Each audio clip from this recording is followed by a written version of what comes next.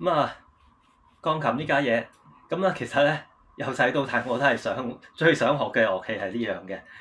咁啊，香港就一來各種原因啦，忙碌啦，又冇地方啊，呢樣嗰樣100個理由啦嚇。咁啊一路都終於都係冇學嘅，冇玩嘅。咁終於嚟到呢度英國，尤其是呢個冬天咧就非常之沉悶嘅。街又冇咩去啦，好多地方冇嘢玩啦，咁啊真係要揾啲屋企揾啲細藝嚟玩啊！咁終於咧都開始叫做玩下摸下個鋼琴啦，學下玩下咁啦。咁啊第一首歌仔咩歌咧？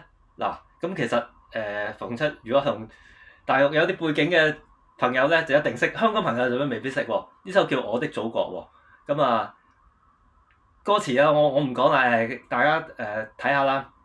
咁啊呢啲愛國歌曲啊，咁所以大家問我係咪咩黃定藍咧？咁啊全部唔係，我呢啲啲真係根正苗紅啦嚇。一學鋼琴好學唔學，第一首就學《我的祖國》。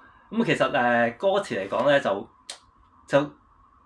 好有普世價值嘅，冇話邊個國家，其實真係任何國家都適用嘅，都啱聽嘅歌詞啦。咁啊歌仔又好聽啦。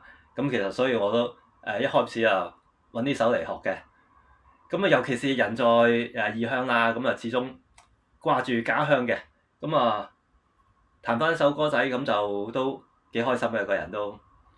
咁啊好啦，都講埋啦，趁而家仲有少少時間，咁啊得個掛字冇用啦，咁啊最實際都係翻鄉下探下大家啦。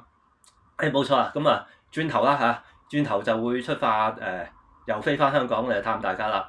咁啊趁而家仲有少少時間未出發之前都錄起咗呢個鋼琴嘅少少嘅一個彈奏啦。咁啊做個記錄啦，即係大家唔好見笑啦，就好麻麻就係玩咗半年頭，咁啊叫做都係 hea 下咁啊叫做彈得到下啦。好啦，咁啊翻到嚟再探大家再講啦。唔好講咁多，好準備出發啦。